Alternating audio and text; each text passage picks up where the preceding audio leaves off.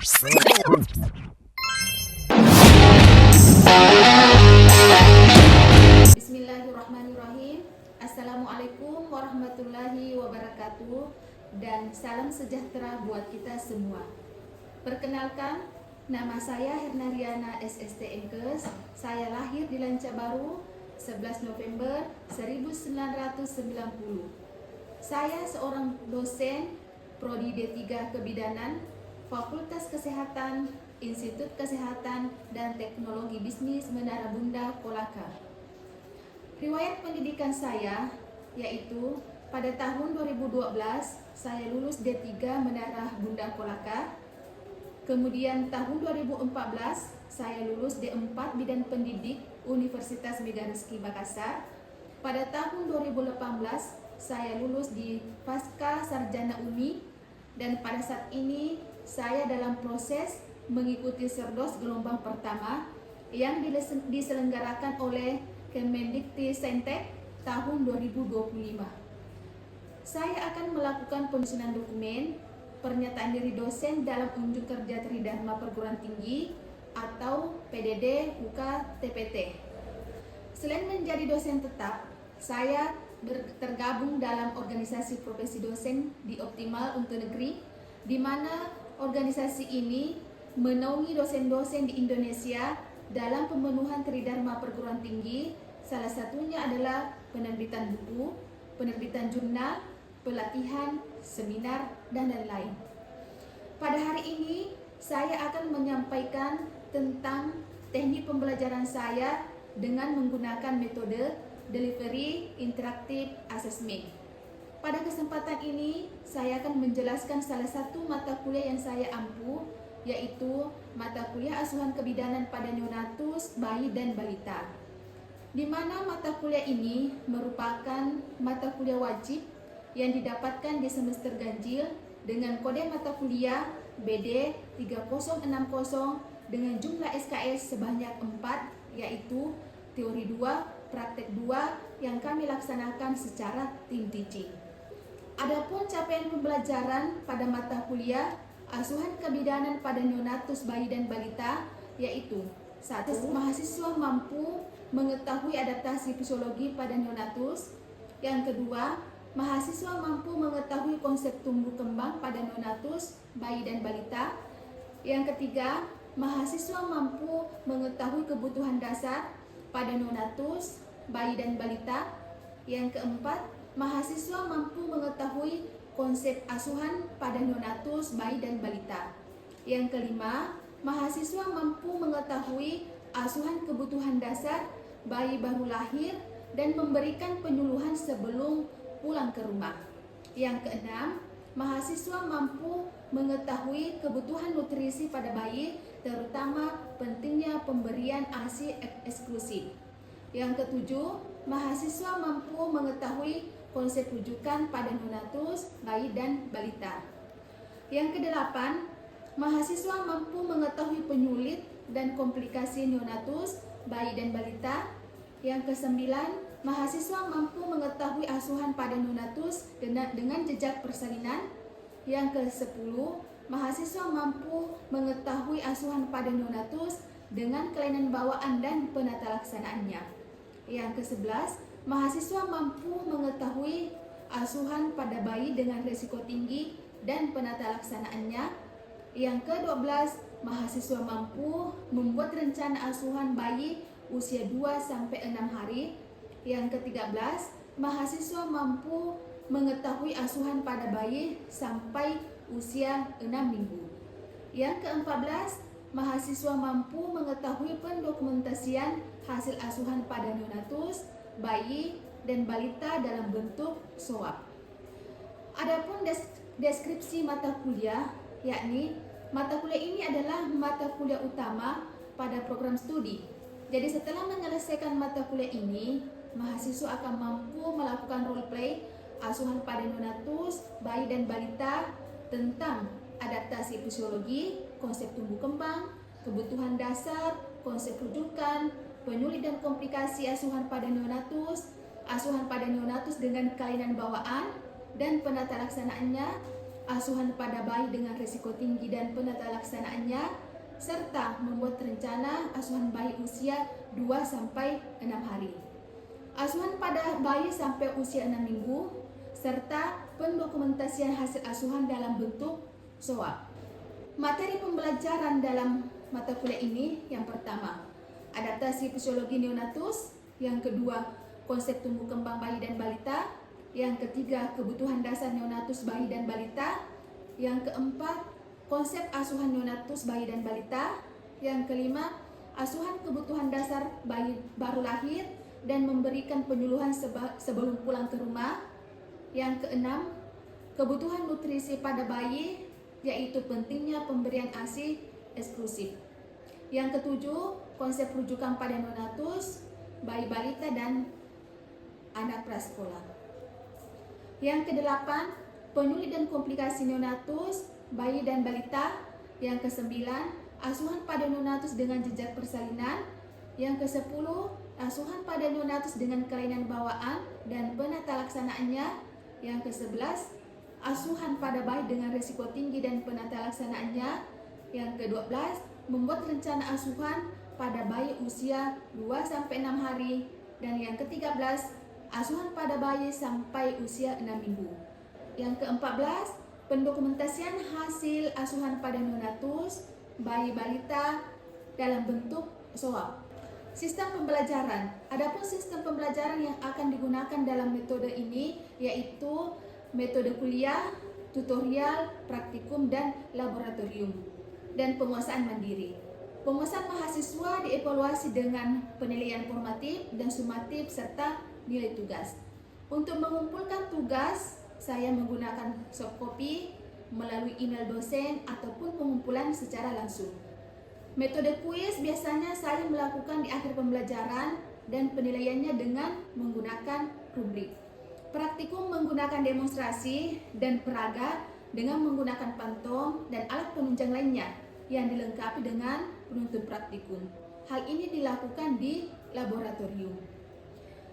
Strategi dan teknologi dalam pembelajaran ada 4, yaitu ceramah, diskusi kelompok, kuis, dan praktikum. Metode ceramah ini bertujuan agar terjalin interaksi hubungan personal antara mahasiswa dan dosen, sehingga mahasiswa dapat dengan mudah memahami pembelajaran yang disampaikan. Metode diskusi, saya memberikan studi kasus yang tren, yang fenomenal, yang banyak angka kejadiannya yang dibahas secara bersama-sama dengan tujuan diharapkan mahasiswa bisa bertukar pikiran, aktif dan tanggap dalam memecahkan masalah secara bersama-sama. Metode kuis dapat menarik perhatian dan fokus mahasiswa dilaksanakan pada akhir pembelajaran yang berguna untuk mereview kembali yang telah dibahas secara bersama-sama.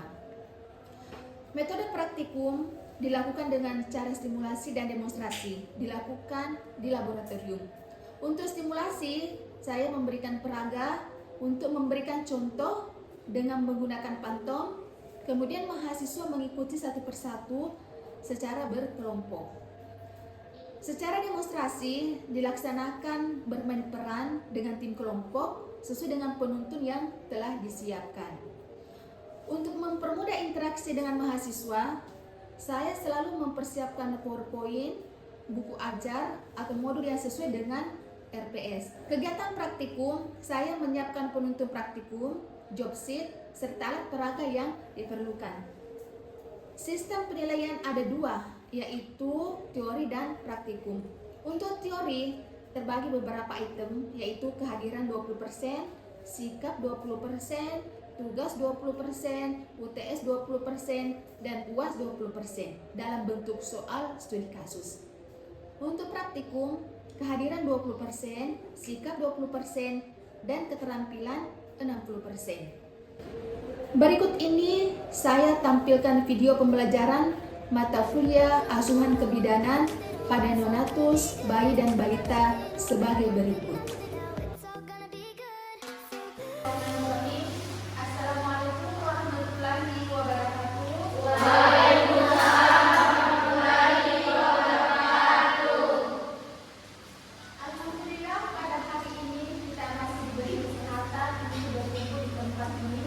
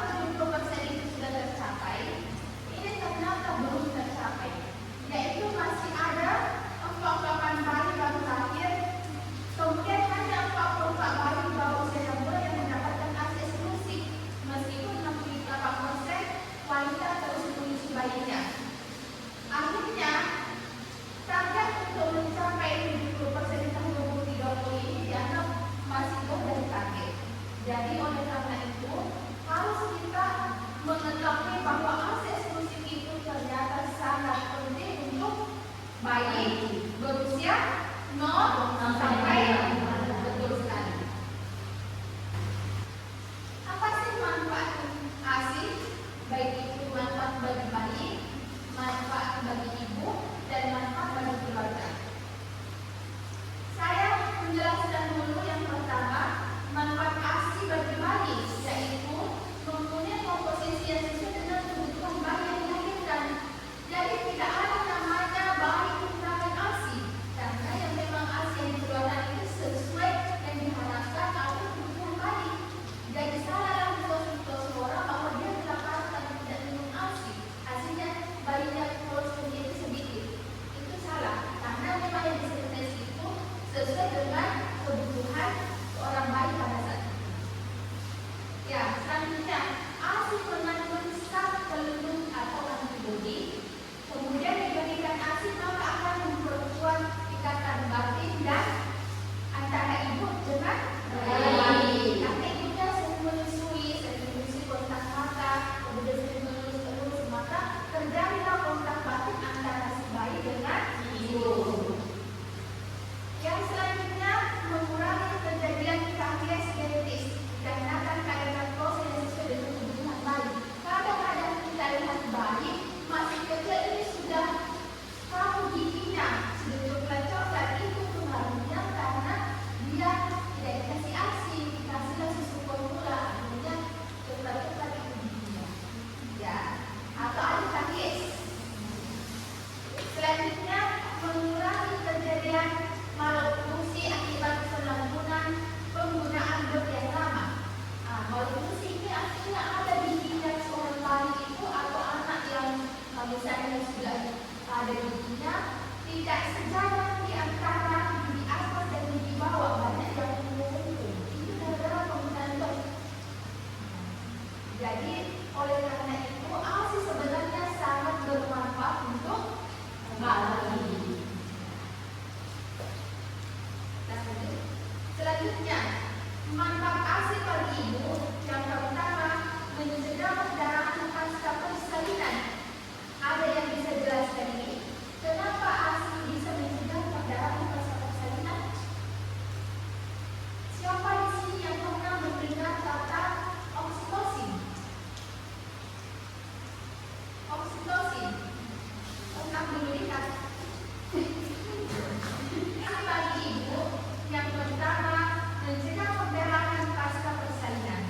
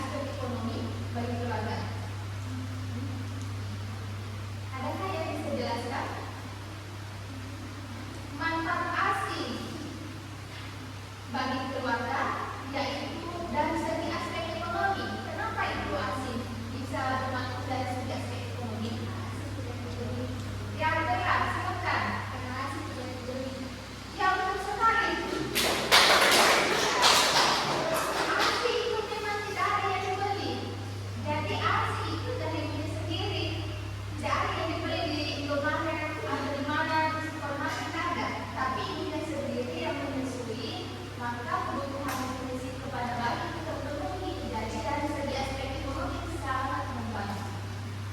Ya, selanjutnya dari aspek psikologis sekali lagi itu adalah interaksi antara ibu dan bayi. Kemudian aspek kemudahan ini kenapa ibu sampaikan bahwa manfaat ASI bagi keluarga itu sangat dari segi kemudahan, karena kalau kita kasih susu formula, mana dot yang mau dibawa, mana airnya, mana susunya, banyak sekali barang-barang yang kita bawa. Sedangkan kalau kita memberikan ASI eksklusif, tinggal buka dan kita identifikasi dalam memberi susu.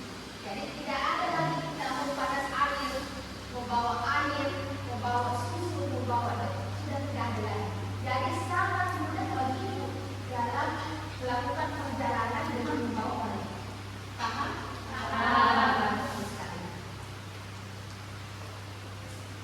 Ya, untuk materi kita pada hari ini, Ibu anggap cukup. Semoga apa yang Ibu sampaikan bisa dipahami. Atau ada yang mau bertanya sebelum Ibu kasih evaluasi? Silakan, Bella. Mengapa pemberian ASI eksklusif sangat penting padahal kan sebenarnya ada ketentuan? Ya, betul sekali pertanyaannya. Mengapa ASI eksklusif itu penting padahal banyak susu formula yang dijual berbagai merek? Nah, kembali lagi dijelaskan bahwa ASI eksklusif itu adalah salah satu nutrisi yang terbaik untuk bayi dan ada sesuai dengan kebutuhan bayi, yang dimana ini tidak ada lagi istilah alergi seperti susu, ada alergi pada bayi.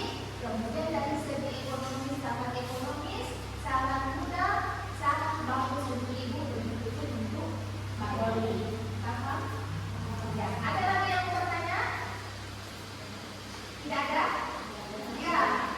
Baiklah, kalau tidak ada, silahkan kasih kertas satu lembar. Ibu akan adakan evaluasi. Sudah siap? Ya. Soalnya adalah jelaskan pentingnya pemberian ASI eksklusif bagi bayi. Ya, silahkan jelaskan. Sudah? Ya. Asyani yang di belakang kita tolong dikumpul lembar jawaban pertanyaannya. Silakan.